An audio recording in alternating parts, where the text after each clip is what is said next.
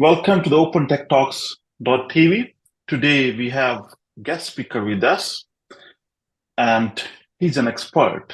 And the good thing is that he's providing CTO or a C-level services to the startups and a lot of other departments, or you can say that the organizations. And we have Joe Azar, the founder of Azure Consulting Services with us. Welcome, Joe, to the Open Tech Talks.tv. And Thank you, Kashif, for the invite and for having and me. Joe, and Joe, if you can brief about yourself to the audiences that so that they can understand who they are talking and who they are listening to. Yeah, for sure. My name is Joseph Azar, Joe for short.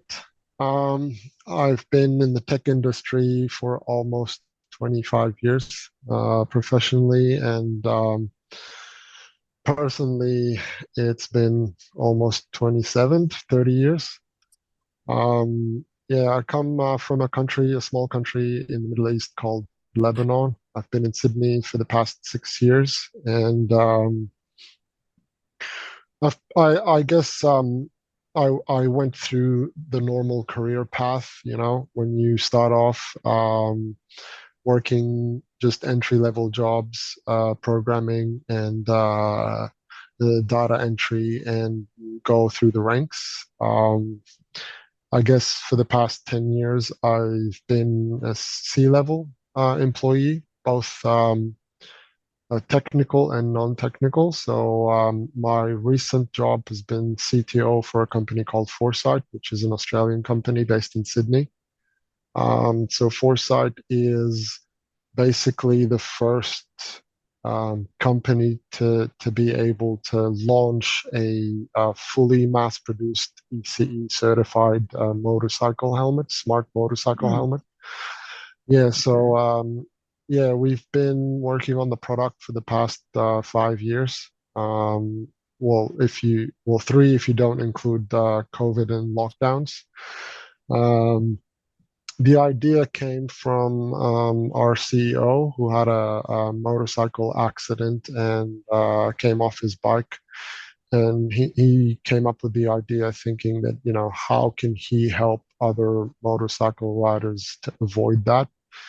And I came on board as number three in the company. So with him and the co-founder, and Mhm. took the idea from just, I guess, as you call it, a napkin idea, where you write your idea on a napkin, and we managed to deliver the first product to the market 2 years ago. We've sold so far 6,000 units Okay. internationally, in Australia, Europe, USA, and Canada. So USA and Canada launched a few weeks ago. We've been trying to get into the market, but I guess it was a bit slow because of the barrier to entry, and the fact that, you know, that their working hours are different, and the DOT certification, because our helmet is CE certified. Mhm. And now that we've launched, I wanted to explore other things, and and I guess the one of the reasons that I launched my own company was because I saw um, a lot of companies in the market, I guess, struggling with their system automations, and trying to scale up as fast as they can. So I thought Mhm. I could provide that as a service. Before that, I was Chief Operations Officer for a fintech company. Also, the first in the Middle East to do bank-to-bank transfer of money and payment.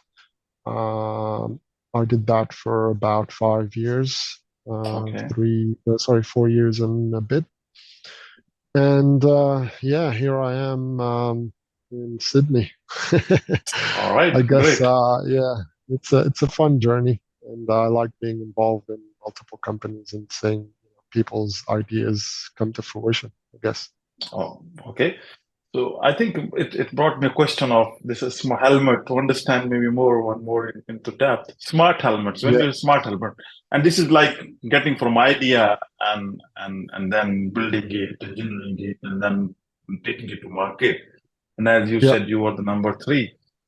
So what is the key thing in this smart helmet? So if for yeah. So basically, it's got an integrated camera. It's a okay, 1080p 60 FPS camera. We've got a patented LED display. It's an LED okay, display that goes in your peripheral vision so that okay, when you're riding, you get notifications, let's say from navigation, turn right, turn left, police ahead, bumps ahead, slippery road. hmm hmm It's a safety slash entertainment or fun product in the sense okay, that you it helps you navigate and escape from road issues, but at the same hmm time you can use it, on going for a ride with your friends. You can communicate with your friends while riding. You can hmm record as a dash cam or as a scenic view. Um, and the whole idea came about, I guess, as I said, from our CEO who had an accident, and he thought right. if there is a way to inform the rider before things come in their view. So let's hmm say there's a slippery road ahead. If you get an alert saying, a slippery road in 500 meters, then you can then take your precautions, slow down, make sure you're going at the right speed. If there's a bump or a pothole in the road, so this was, I guess, the initial thought behind making the product. If we can save lives from that product and at the same time entertain them and give them the experience, Right. that was the whole point of it. And yeah, it's got a dual Bluetooth chip, two microphones, one facing Mm. outwards, one facing Okay, inwards. great. It's a headset with premium audio, so you can listen to music while you're riding. You can hmm talk to your friends over comms. Yeah, hmm so many features. We've got, I guess, two apps in the market, native apps, one for Android, one for iOS, where you connect your helmet to it, and then you get everything through the backend, which is Microsoft Azure, Okay, and it's fed to the phone, and then from the phone to the helmet. all right, great. Yeah, it's an I exciting product. No, exciting, and it gave us a lot of questions we were to talk about it today. Yeah, So let's yeah, so let's start from as a CTO. Either you in your current company, or maybe you are working with other startups or as a service which you are offering them. yep, yep, So the fundamental comes to you that okay, you need to decide certain technology elements while being in a role. yep. So you take it as your organization or maybe as a startup. So how your thought process goes into it, and if someone is listening and who is pursuing his career in and to become a C-level or IT manager. So what are the traits he need to be keeping in mind? Maybe some insight to it. Yeah, so I guess the first thought that comes to mind from your question is it's something that I focus on and I focused on throughout my career, which is focusing on the product and not the technology, in the sense that, technology is a tool. It's not the end hmm result. It's a tool that you use to get from where you are to where you want to be. So I guess the advice that I always give to every customer is uh, be technology agnostic, as in don't have a specific preference for a tech stack or a specific tool. Focus on the story. Okay, I'll give you an example. Um, we've developed our apps native Android and native Right. iOS. And there's always, other technologies out there. You've got cross platform technologies. You can develop with JavaScript. You can use Xamarin. You can use so many technologies. If you forget the technology aspect and you think of the end result, right? You have Mm, a mapping system with extensive back end access. Um, the end result is to get a seamless technology or a seamless app that users can use. mhm, Customers don't actually care whether you've used native iOS or native Android. They just mm, want an app that works. It looks good. It behaves the way it's supposed to. It connects when you want it to connect. It works when you want it to work. And that's the end goal. So I think if you put too much emphasis on the technology yeah. itself, you miss the target. Mhm, We don't actually care whether it's a Microsoft tech stack, mm, it's an mm, AWS tech stack, it's mm. a Google tech stack, as long as the technology is there to serve a purpose, which is to get that product into the hands of your customers and they have a good experience with it. So that's my approach with everything. I don't have a preference for a specific technology or even a tool. It could be something that I've never used before, as long as it gives me that end goal in the quickest and most cost-effective way. Then I'll go in that direction, even if I have to learn something or hire somebody that knows how to use that tool.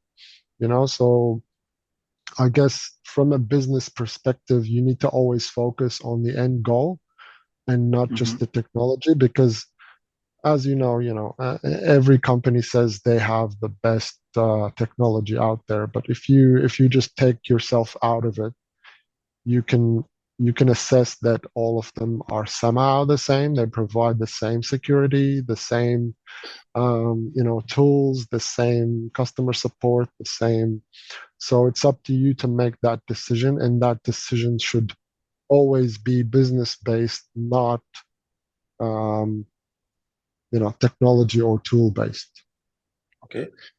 Then I agree to it, and then it's difficult for deciding it. Although we are focusing on business, so but there must be some key traits to look into it. All right, even two three companies are giving you the same set of technology or the options and the security and the usability. So, what are the key elements which you keep in mind? Anything big compared to maybe cost or maybe availability of resources, anything which can come in your mind. Yeah, so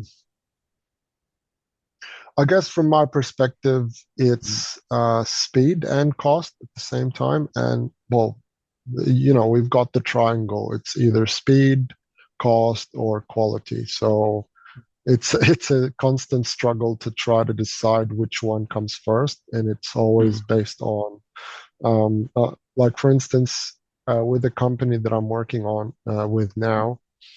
mhm, Um, so they wanna deliver a product, and they're struggling to get the technology working. They're going with a Bluetooth headset, and my suggestion was, um, pick a product or a chip that has the easiest time to market possible, right, because you need to validate whether or not your idea is market ready or has customers, right? So for me to be able to give you an answer, a blanket answer that works with everything is not possible, right? It depends right, on what you want to achieve. So um, when the funny thing is, when you talk to customers, it's always like, um, okay, we want to do it. We want to do this in these specific steps, and I always step back and say, don't tell me how to do my job. Tell me what you want to achieve. Tell me the customer or the business side of the story, Right. not the technology side of the story. And then we'll discover the technology part afterwards, right? So, Mm. because every customer wants to explain how things should work, True. but I always step back and say, tell me the story first. What is the story? What do you want to achieve? And forget how you want to achieve it, because Hmm. how we'll discover afterwards. First, what is the thing that you want to achieve? And that's how I look at everything. I guess from the different sides of the business. Okay. Very, very well said. Now, as you start working with this from idea to bringing a product into market, and now you're working most of the other startups or organizations, and they are some are getting successes, some getting failures, some. If we put it in a question, how has a failure or apparent failure, set up you for a later success? Well, that's a very philosophical question. So I'll try to answer it as realistic and boots on the ground as Hmm. possible. So there's a saying that goes in the startup world, which is fail fast, fail often, Hmm. so that you can then reach your success. And some people argue against it, some people argue with it. Um, it's there all every business thinks that every person they work with know the answer, Hmm. and I'm a very honest person, to a point where excuse me, to a point where I'm a bit blunt, Hmm. in the sense that um, I never tell customers that I'm the best at what I do. All I can say is I'm a person who can try to give you the answers, okay? Because I may not. So I may give them the answer they're looking for. I may not give Right. them the answer they're looking for, right? So it's important to keep yourself honest and keep your feet on the ground. And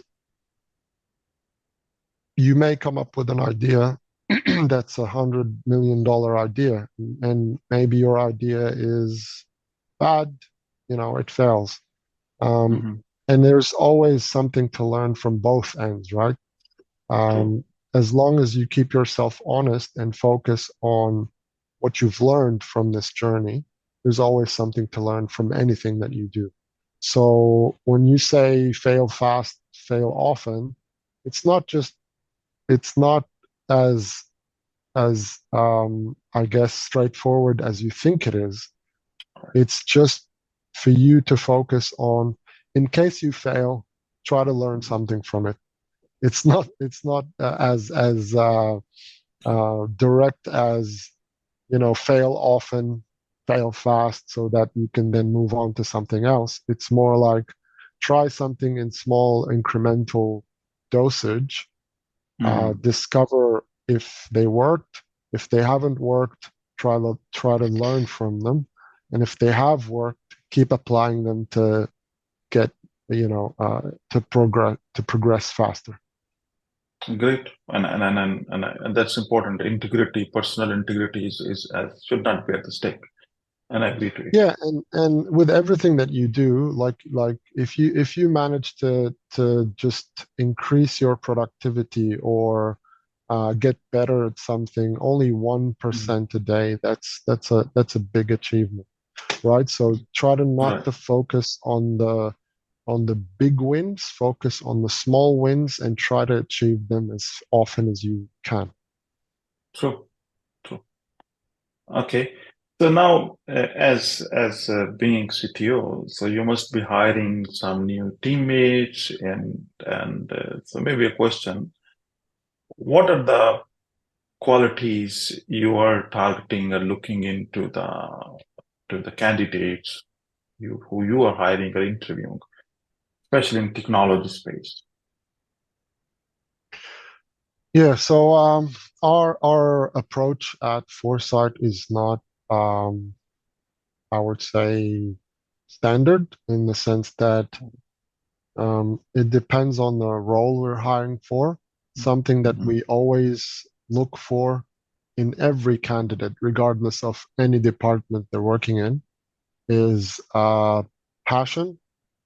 And from my perspective and in my department, I would say in my previous department, because I'm now consulting for Foresight, is emotional intelligence and passion. Mm-hmm. So, I think that's something that people focus on, which is skills is something you can teach, Right. but I guess attitude is something you can't teach. So we try to focus on passion. So far, it's been amazing for us because when you're passionate about something, you would move mountains to get it done, or you move Mm-hmm. mountains to get to see um, your work reach fruition and see feedback from customers. So, as you know, most of the employees in Foresight ride motorcycles. So we focused on that aspect of Mm-hmm. the hiring, and it's not a discrimination per se, but if we hire somebody who's passionate about riding motorcycles, then you can get feedback from them. You can understand, because I ride and almost everyone in the team rides.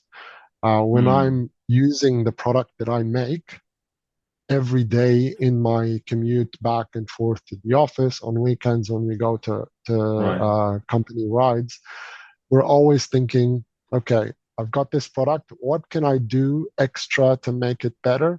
What feature Right. would I want to see in it? Because maybe that feature would then other people would like to see it. And that has been, I can't stress enough how important that has been to Foresight. And the second thing would be um, emotional intelligence, because um, it helps with team dynamics.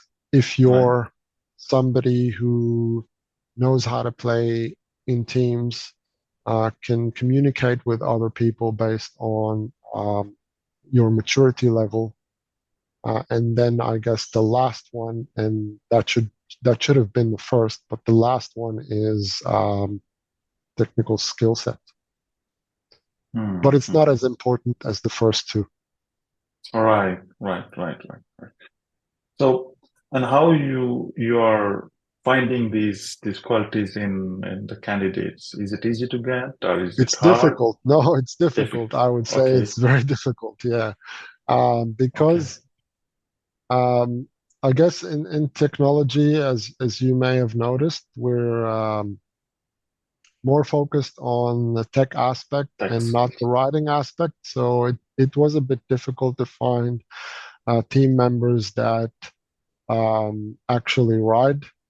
But what we've done is we've incentivized them to learn how to ride. So the company Mm, covers your expenses in learning how to ride motorcycles, taking courses, doing mm. your L license, or progressing to P license, because we want you to experience what you're Experience. making. Yeah, Right. because that's how we get the best feedback, by you trying the Mm, product. So if you don't ride a motorcycle, it's difficult to put on your helmet and drive your car, and that's mm, illegal mm. as well. Yeah, so True. that it has been difficult, but we were lucky in finding people that have been amazing to the team. Right. And I think both are the great inputs Yeah, to someone who's targeting as a candidate. Right. Now maybe let's go back to the concept of your which you are running as a consulting, which is a CTO as a yep, service. So maybe yep. if you can give us context to it and how. you're providing services, or what type of and what benefits startups can get out of it? Yeah, so the whole idea came from, and I sometimes hesitate to tell the idea or the story behind it because it's not um, as I guess as interesting as the foresight idea. So with my involvement in foresight, I got the chance to talk to many companies throughout the 5 years that have passed.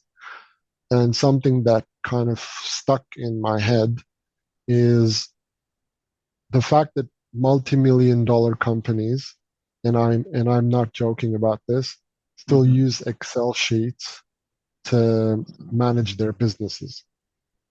And to me, that's just, I mean, don't get me wrong. I like I, Excel. It's a good tool. It's good to put your accounting information on it and try to get charts and update it. But it's not a tool made for, let's say, shared work across a network mm-hmm. or marking, let's say, project status with colors and manually data entry of all of your information in it. It's meant to be used by one person or as a Right. reporting tool if that's possible as well. So that kind of triggered something in me, and I got to a point where I thought, okay, well, if I can help one company automate their business processes and show them how technology can lead to better employee retention. Okay. Mm-hmm. Because Right. employees would do the job regardless of whether they need the job or not. But eventually, the routine and the fact that they're not achieving anything from their jobs is draining, right? And I guess if I can get to a stage where I am able to help these employees get some kind of satisfaction of doing their jobs, Mm-hmm. and that would be amazing. And of course, make money out of the whole thing if possible. Right. Yeah. Yeah. And So that's and I like being involved in different businesses because I'm a curious person by nature. mm-hmm. Mm-hmm. Okay. And yeah, sorry. No, it's okay. So yeah, so I'm a curious person by nature, and I like to understand people's perspectives and ask about things ever since I was a kid. So this gives me the opportunity to get involved in more people's businesses and hopefully, try to help them out with their scale ups. Right. Okay. And maybe a question to leads us to the to the what is going on in the world, AI, and you're working on emerging tech, I think, with the helmet and all that, and I Yes. can correlate to because I was doing some demos and we bought some dark helmets for this manufacturing with the VR and AR, and I can Yep. relate some to it. So maybe with the chat GPT in town, so and how you are Yeah. saying to Yeah. so how you some inputs to it to area of AI and how you see that the startup ecosystem is taking it up, or maybe organizations should consider to it few lines on it that will help someone to Yeah. get to it. Yeah. Well, the first advice that I have for every startup, please stop using AI as a linchpin or a way to get VCs interested in your business. It's it's a nice, it's an amazing technology, don't get me wrong. But what I'm discovering from a lot of startups is you're making let's say, an app that does something. they put AI in the beginning, and then they slap it on, and then they hope that VCs come on board and give them money. That doesn't work, okay? Because VCs are not idiots, okay? They've reached this stage in their growth by actually vetting every company that they invest in. Okay. So if you think you can add AI to anything and then hope that you get a better valuation, it doesn't work like that. So if you're providing something that can be done using AI, that's amazing. Please do that, because Mm, this is the technology, and it's mm, starting to pick off, or to pick up, but mhm. it's not where it's the whole fear of AI is Right. not justified. Yes, AI is gonna take our jobs. I wouldn't say so. It's a good tool. Use it as you will. Use it in ingenious ways, but don't slap it on your name just so that you can get VCs interested. VCs actually go through their due diligence. They check the technology. They make sure that you're providing something unique. And if you Mhm. are providing it through AI, perfect. If you're not, don't slap the name on it. Right. So yeah, I'm actually working on a few startups at the moment, Mhm. and everybody keeps asking, but why didn't you put AI into it? And I'm like, but there's no need for AI. It does the job without doing AI. If in the future there's a point for me to use AI or ChatGPT or OpenAI or any kind of LLM Right. out there, then I'll add it. But it's not a requirement for every new business. Focus on the business, focus on the value that you bring to your customers. And if it happens to be done with AI, perfect. Perfect. That's the. True. I don't know True. if you True. agree. I think No, no, I also agree to this it. Rather than conversation has just been one-sided. no, no, no, that's true. Rather than going on AI path, just I wanted to get into it. There's no point of going into it. That's and I agree to it. Yeah, And that's exactly. It's kind of like similar to blockchain. Every true. business What wants to put blockchain into it, but blockchain is meant to be used in a specific way. If right, if your right, business doesn't have that need, then why use it, right? why use Or it? I agree. Web3 or any kind of technology that came before that. Everybody's like jumping on the bandwagon of whatever is mainstream. True, Just focus true. on the value that you bring. And if it happens to be using that technology, great. But if it's not, Right, then just don't use it. right. Thank you so much. And I think with this, we are almost into conclusion. So if someone want to reach out to you, so what channel should be they following up? Well, the easiest, I guess, would be the website, azarconsulting.com.au, or Okay. my LinkedIn profile. I'm always available. I'm the big guy with black t-shirt. So Joseph Azar, easy to find. That's great. That's great.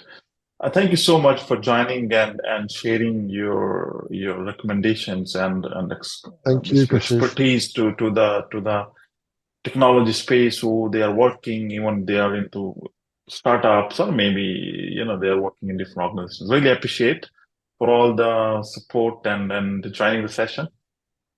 Thank you. I enjoyed Definitely. our conversation. Thank Thanks you. for We'll having get me. into. Thank you. Bye bye. Ciao. Bye.